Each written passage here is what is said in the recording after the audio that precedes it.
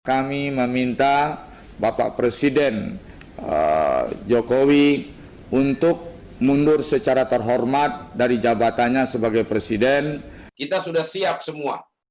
Maka kita dari Majelis Ulama di 34 provinsi sekarang ini sudah ingin cepat-cepat menekan maklumat tahzir atau peringatan keras itu dikeluarkan.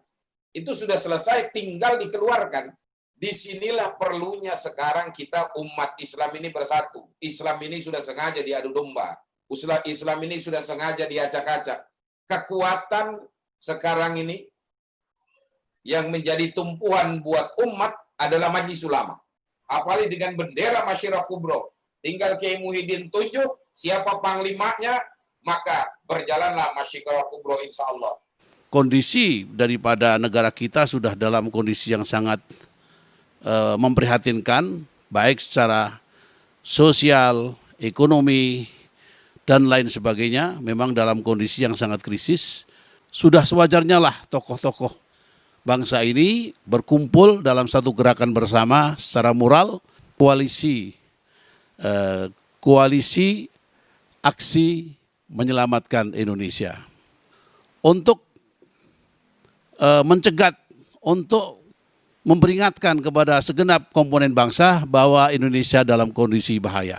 Aksi ini akan kita deklarasikan 18 Agustus 2020 ini. Masalah tempat dan acaranya belum ditentukan, tapi yang tanggalnya 18 itu sudah pasti akan dideklarasikan.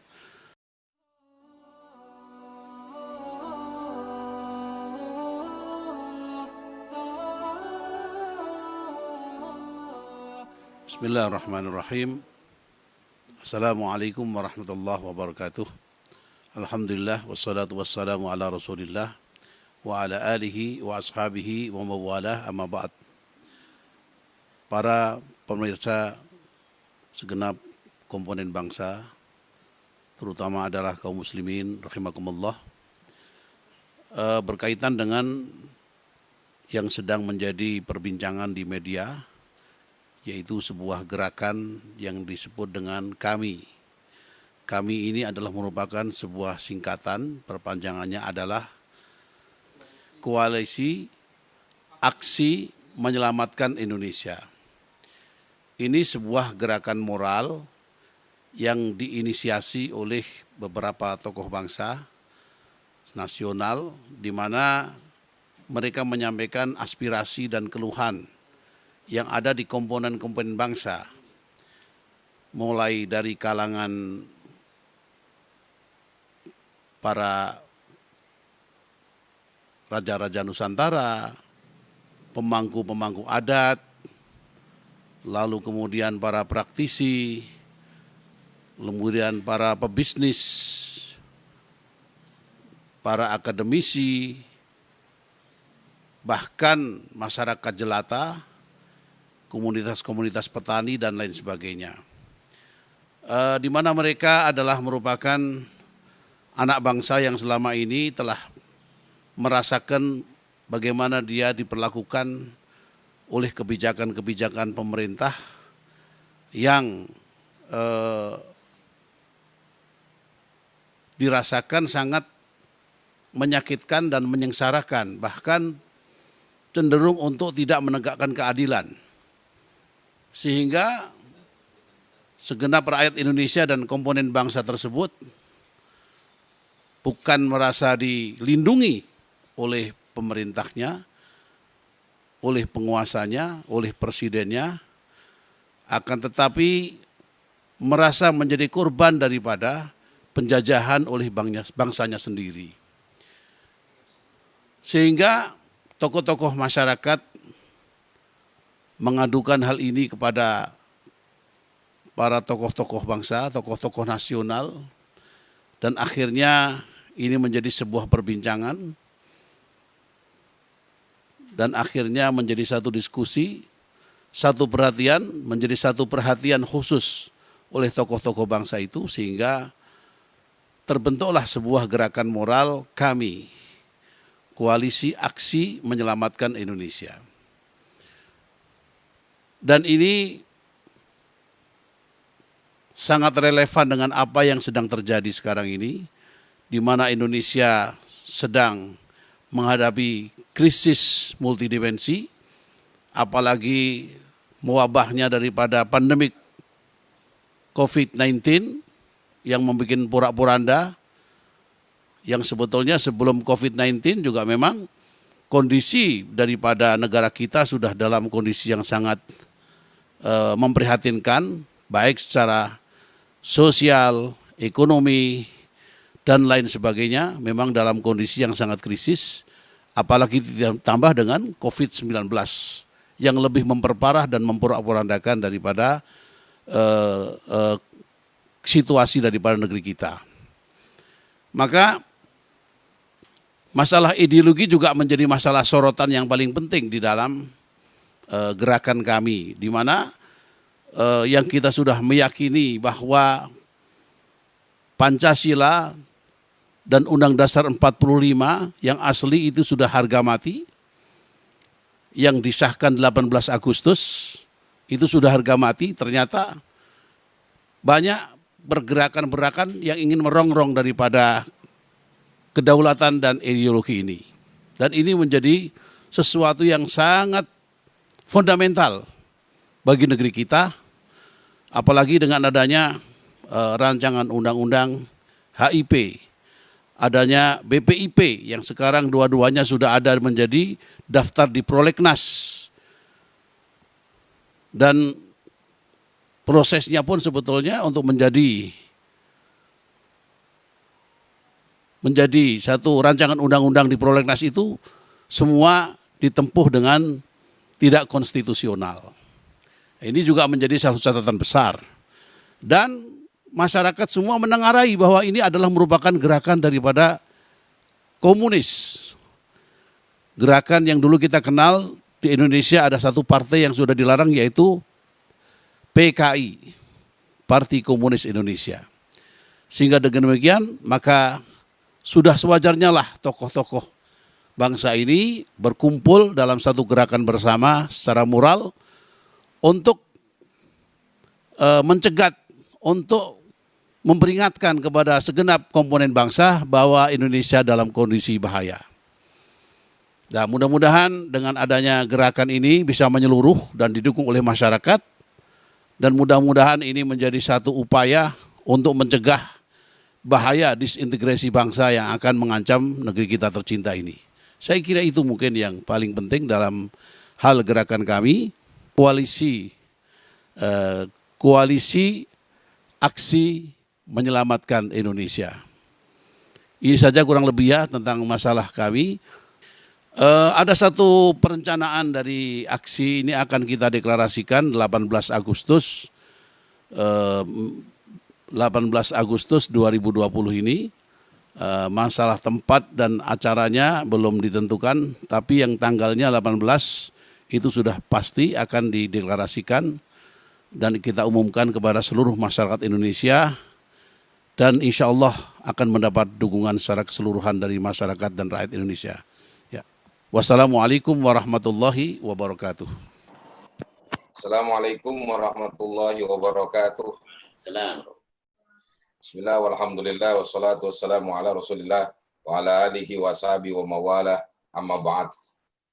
Para masyayikh yang saya muliakan, bil khusus pimpinan Majelis Ulama Indonesia Pusat, Mukarram Murabbi Ruhina Kiai Haji Muhyiddin Junaidi, mata'anallah bituli hayati wa nafa'ana bi'ulumi.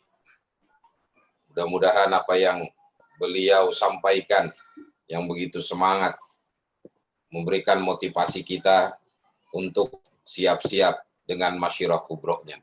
Allahu Akbar. Para pejuang di jalan yang lurus banyak sudah saya lihat di sini, para tokoh-tokoh nasional. Saya hanya ingin sedikit saja menambahkan dari apa yang disampaikan oleh beliau. Karena kalau sudah pusat bicara, tentu daerah sami'na wa ta'na. Kami selalu ikuti pimpinan kami, pimpinan yang berada di jalan yang lurus. Tapi kalau agak bengkok, kita tabrak semuanya. Ini sudah komitmen kita dalam berjuang. Saya hanya ingin menyampaikan satu hadis yang disampaikan oleh baginda Rasul. Dan kayaknya hadis ini pas dengan kondisi saat ini.